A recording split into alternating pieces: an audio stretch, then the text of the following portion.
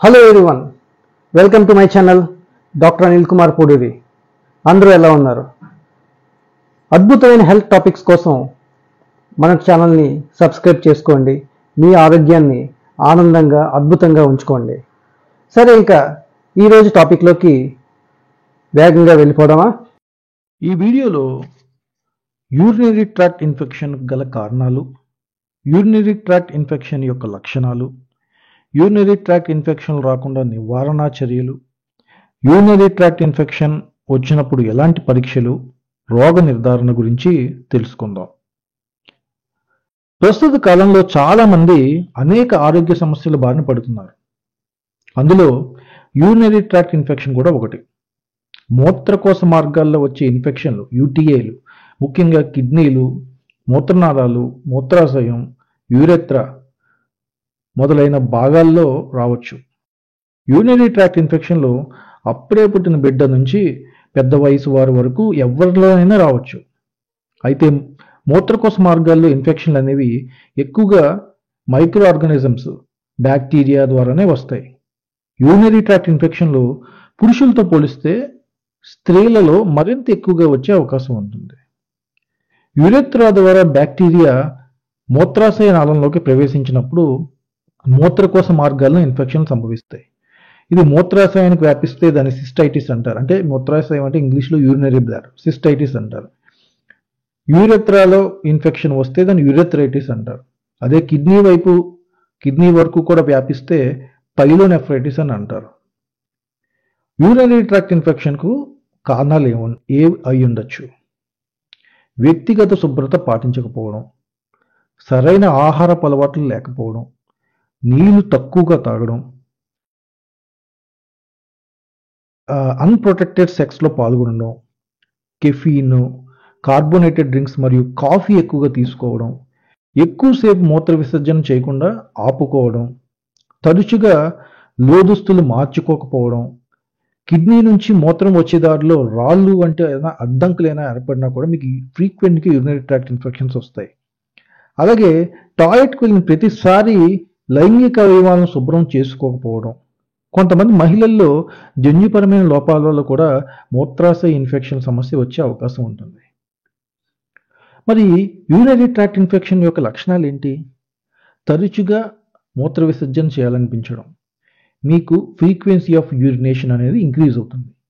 అలాగే మూత్ర విసర్జన సమయంలో మంట లేదా తీవ్రమైన నొప్పి రావడం, నురగ మరియు దుర్వాసనతో కూడిన మూత్రం రావడం, మూత్రంలో రక్తం పడడం, మూత్రాశయం నిండుగా ఉన్న అనుభూతి కలగడం, సాధారణ మొత్తంలో మూత్ర విసర్జన చేయలేకపోవడం, అసంకల్పితంగా మూత్రం బయటికి పోవడం, వెన్నునొప్పి లేదా వెన్నుముక్క లేదా పొత్తి కడుపు క్రింద భాగంలో నొప్పి లేదా ఒత్తిడి కలగడం. ఈ పై లక్షణాలతో పాటు కిడ్నీ సంబంధిత లక్షణాలు, జ్వరం, వికారం, వాంతులు, చలితో వణుకు రావడం వంటి లక్షణాలు కూడా మూత్రనాళాల ఇన్ఫెక్షన్కు సంకేతంగా చెప్పవచ్చు. మరి యూరినరీ ట్రాక్ట్ ఇన్ఫెక్షన్ రాకుండా ఏం చర్యలు తీసుకోవాలి? మూత్రాశయ ఇన్ఫెక్షన్ సమస్య నుంచి బయటపడాలంటే మన జీవన విధానంలో కొన్ని నియమాలు పాటించడం తప్పనిసరి. ఎక్కువ మోతాదులో నీళ్లు తీసుకోవాలి. మూత్ర విసర్జన చేసే సమయంలో మూత్రాన్ని పూర్తిగా విసర్జించే ప్రయత్నం చేయాలి. టాయిలెట్కి వెళ్ళిన ప్రతిసారి లైంగిక అవయవాలను శుభ్రం చేసుకోవాలి. మూత్రనాళ ఇన్ఫెక్షన్ సమస్యలతో బాధపడుతున్న వారు ఫాస్ట్ ఫుడ్ కానీ, సాఫ్ట్ డ్రింక్స్, టీ మరియు కాఫీ వీలైనంత వరకు తీసుకోకపోవడమే మంచిది. అతిమూత్ర సమస్యతో బాధపడేవారు మద్యాన్ని తీసుకోకూడదు.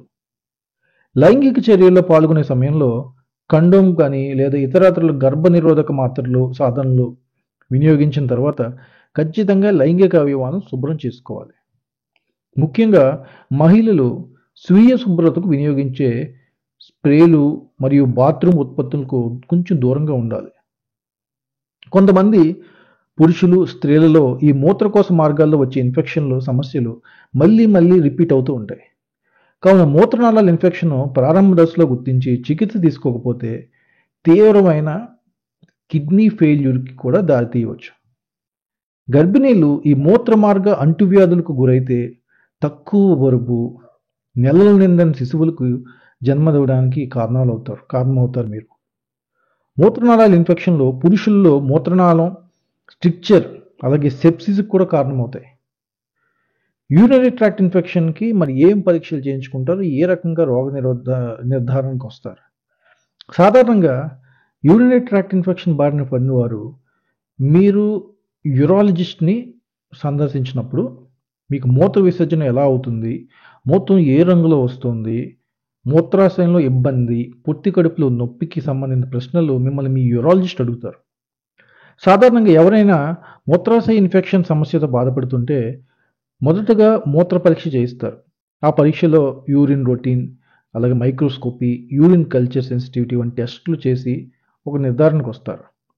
ఈ ప్రక్రియ ద్వారా మూత్రనాళం, మూత్రాశయంలో బ్యాక్టీరియా పెరుగుదల గురించి తెలుసుకోవడానికి వీలుంటుంది. అంతేకాకుండా మూత్రనాళాల ఇన్ఫెక్షన్ గురైనట్లు నిర్ధారణ అయినప్పుడు అల్ట్రాసౌండ్, సిటీ స్కాన్ మరియు ఎంఆర్ఐ స్కాన్ వంటి అధునాతన పరీక్షలు కూడా చేయించుకోమని చెప్పి మీ యూరాలజిస్ట్ సలహా ఇవ్వచ్చు.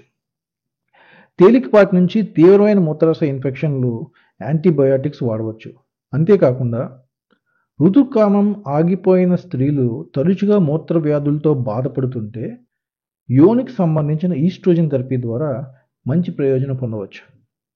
ఎవరైనా ఎక్కువ రోజులు మూత్రాశయ ఇన్ఫెక్షన్ వ్యాధులతో బాధపడుతున్నట్లయితే ఎట్టి పరిస్థితుల్లో కూడా నిర్లక్ష్యం చేయకుండా మీ దగ్గరలో ఉన్న యూరాలజిస్ట్ని సంప్రదించి తగిన చికిత్స తీసుకోవడం మంచిది.